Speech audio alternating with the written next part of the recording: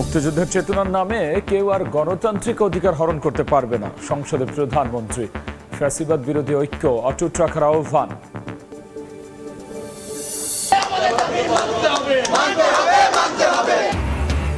দুঃখ প্রকাশের পরও শিক্ষামন্ত্রীর পদত্যাগ দাবিতে বিক্ষোভ, সচিবালয় অভিমুখে পদযাত্রা, স্মারকলিপি। দুর্যোগে পরীক্ষা দিতে না পারাদের ফের পরীক্ষা নেয়ার ঘোষণা। আইনে নির্ধারিত হবে আওয়ামী লীগের ভাগ্য, রাজনীতি বন্ধের ইচ্ছা নেই সরকারের, জানালেন স্বরাষ্ট্রমন্ত্রী। গণহত্যায় জড়িতদের বিচার নিশ্চিতের ঘোষণা চিফ প্রসিকিউটরের। এবং বন্যায় সব হারিয়ে দিশেহারা চট্টগ্রামের বাঁশখালী ও সাতকানিয়ায় শত শত পরিবার। কক্সবাজারেও মানবেতর জীবন, ঘর নির্মাণ করে দেবে সরকার, ত্রাণে অনিয়ম হলে ছাড় নয়।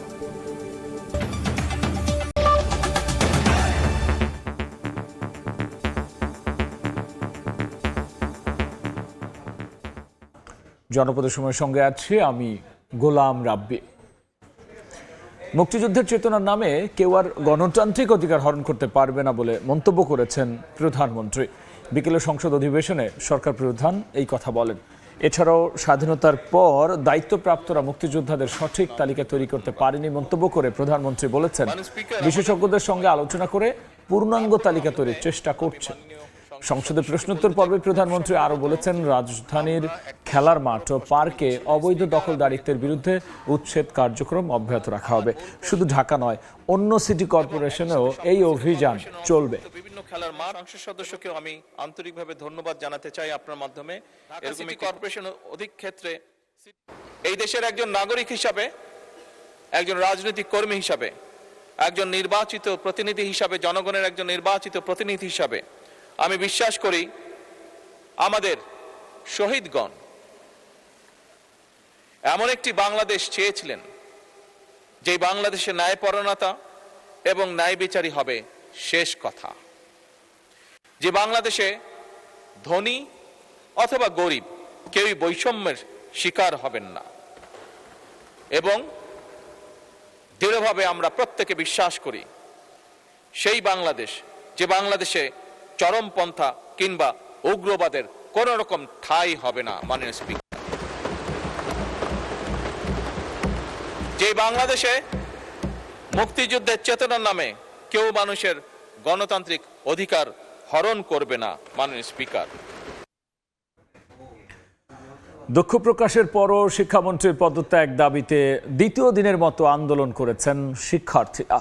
পদযাত্রা নিয়ে সচিবালয় এলাকায় পৌঁছালে ব্যারিকেড দিয়ে কর্মসূচিতে বাধা দেয় পুলিশ। পরে শিক্ষা মন্ত্রণালয়ে স্মারকলিপি জমা দেন তারা। এদিকে সড়ক অবরোধ করায় তীব্র যানজটে ভোগান্তিতে পড়েন যাত্রীরা।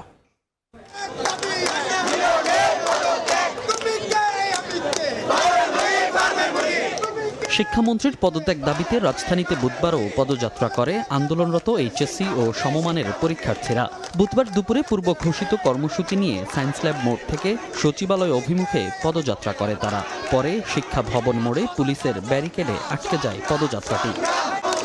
সেখানে অবস্থান নিয়ে নানা স্লোগান দিতে থাকে আন্দোলনকারীরা, তুলে ধরেন নিজেদের দাবি দেওয়া। শিক্ষামন্ত্রী পাইছি আমরা, আমরা কি মুরগি, আমরা কি ফার্মের মুরগি? উনি বলে যে আমেরিকান স্টাইলে পড়াশোনা করাবে। হ্যাঁ, আচ্ছা করাক, আমার তো সমস্যা নেই, করাক। উনি না করে এক্সাম দেয় আমেরিকান স্টাইলে, এগুলো কি?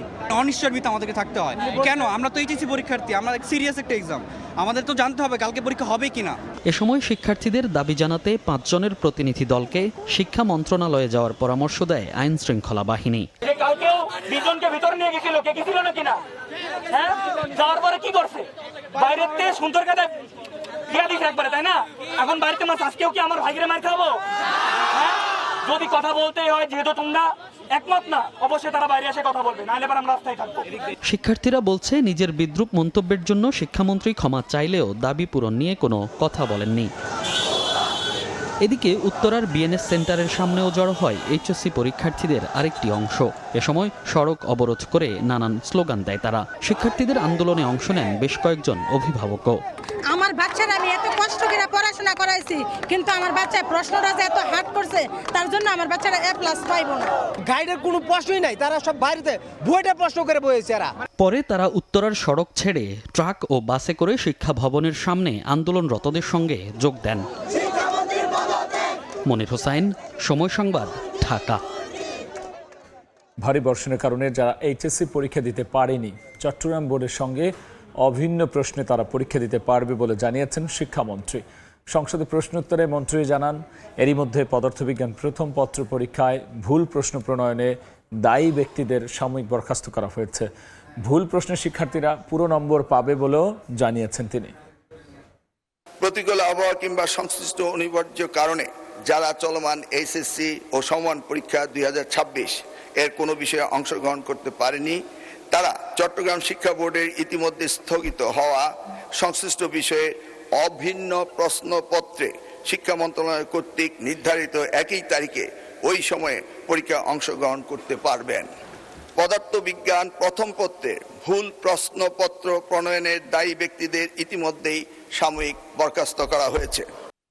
আরএফএল এসডব্লিউআর পাইপি মাপে যা বলে তাই দেয়। RFL SWR pipe and fittings.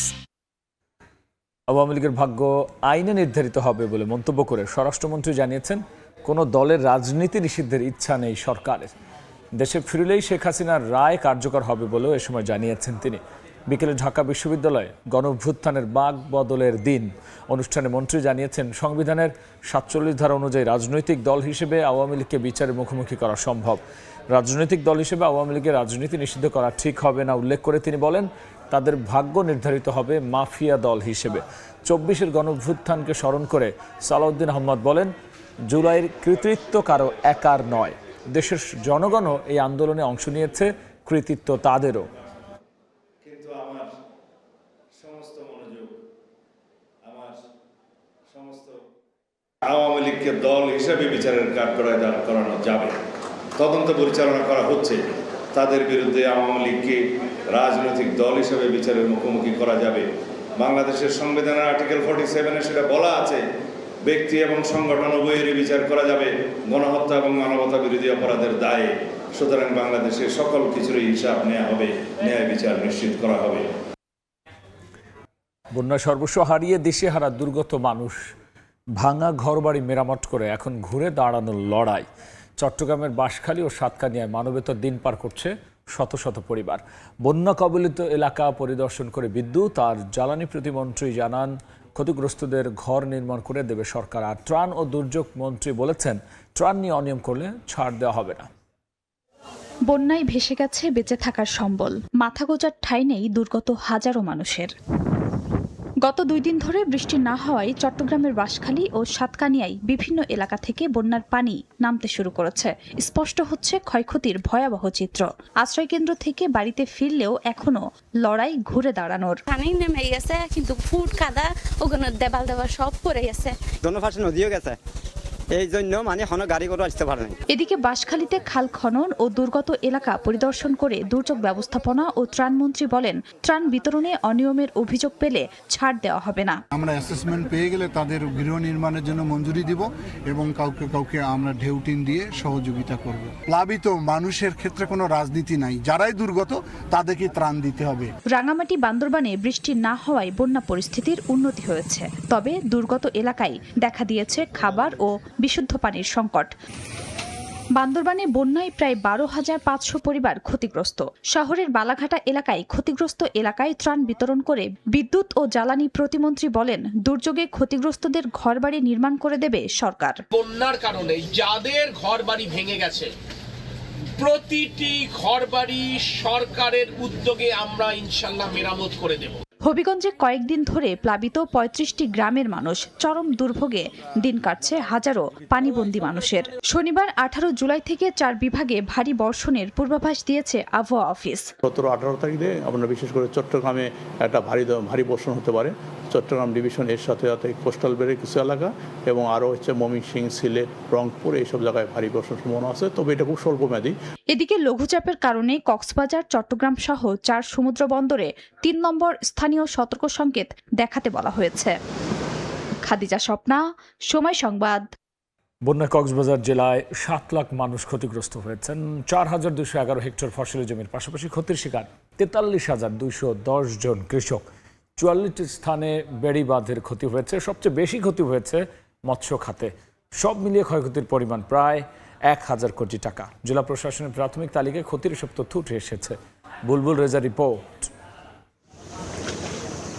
নতুন করে হয়নি বৃষ্টি। কক্সবাজার সদর, রামু ও মাতামুহুরী থেকে নেমে গেছে পানি। তবে নিম্নাঞ্চল হওয়ায় চকরিয়া ও পেকুয়া উপজেলা থেকে বন্যার পানি নামতে দেরি হচ্ছে।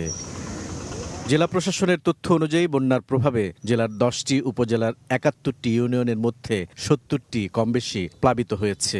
সব মিলে জেলায় অন্তত 7 লাখ মানুষ ক্ষতিগ্রস্ত। বন্যা ও পাহাড় ধসে জেলায় 15 রোহিঙ্গা সহ মৃত্যু হয়েছে 31 জনের। চকরিয়া, মাতামুহুরী, পেকুয়া, সদর এবং রামু এই 5টি উপজেলা সবচেয়ে বেশি ক্ষতি হয়েছে। জেলা প্রশাসনের প্রাথমিক ক্ষয়ক্ষতির তালিকা অনুযায়ী বন্যায় সবচেয়ে বেশি ক্ষতিগ্রস্ত হয়েছে মৎস্য খাত। জেলার 61টি ইউনিয়নের ৩,৯18টি পুকুর ও 453টি চিংড়ির ঘের ক্ষতিগ্রস্ত হয়েছে। এর ফলে 385 টন চিংড়ি ও 221 লাখ চিংড়ির পোনা ক্ষতিগ্রস্ত হয়েছে, যার আর্থিক মূল্য প্রায় 47 কোটি টাকা। 4,211 হেক্টর জমির ফসল নষ্ট হওয়ার পাশাপাশি মোট ক্ষতিগ্রস্ত কৃষকের সংখ্যা 43,210 জন। 44টি জায়গায় বেড়িবাঁধ ক্ষতিগ্রস্ত হয়েছে। ব্রিজ কালভার্টের সংখ্যা 58টি। 44টি স্থানে বাঁধ ক্ষয়ক্ষতি হয়েছে। তারপর সড়ক জনবিভাগে 15 কিলোমিটার রাস্তা কিছুটা ক্ষতিগ্রস্ত। এছাড়াও প্রায় 20 কিলোমিটার রাস্তার ক্ষতি হয়েছে। জেলায় সব মিলিয়ে ক্ষতির পরিমাণ প্রায় 1,000 কোটি টাকা। 12 জুলাইয়ের পর বন্যা পরিস্থিতির উন্নতি হলেও এখনও অনেক মানুষ পানিবন্দী। বন্যা দুর্গত এলাকার বাসিন্দারা বিশুদ্ধ পানিসহ খাদ্য সংকটে রয়েছেন। তবে ত্রাণ সহায়তা অব্যাহত রয়েছে বলে জানিয়েছেন প্রশাসনের কর্মকর্তারা। বুলবুল রেজা, সময় সংবাদ, কক্সবাজার। এদিকে চাঁদপুরে ডাকাতের হামলায় গৃহবধূ নিহত হয়েছেন, আহত হয়েছেন আরেকজন। ভোরে শাহরাস্তি পৌরসভার বাট্টোলা গ্রামের ব্যাপারী বাড়িতে এই ঘটনা ঘটে। আহত সুমাইয়া জানান, গভীর রাতে বাড়ির জানালা ভেঙে মুখ বাঁধা 2 ব্যক্তি ভেতরে ঢোকে। এ সময় ঘুমিয়ে থাকা 2 জা রিগান আক্তার মিম ও সুমাইয়া শিশু সন্তানদের নিয়ে ঘুমিয়েছিলেন। তাদের অস্ত্রের মুখে জিম্মি করে ঘরে থাকা স্বর্ণালঙ্কার মূল্যবান জিনিসপত্র ছিনিয়ে নেয়। এ সময় ডাকাতদের হামলায় রিগান আক্তার মিম নিহত হন। খবর পেয়ে মরদেহ উদ্ধার করে ময়নাতদন্তের জন্য চাঁদপুর জেনারেল হাসপাতালের মর্গে পাঠায় পুলিশ।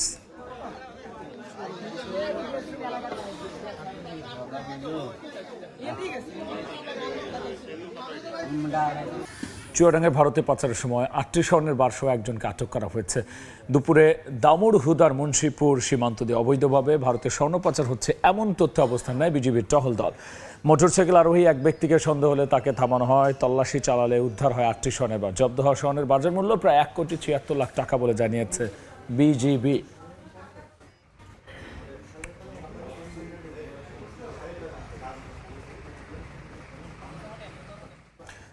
এই ছিল জনপদের সময়।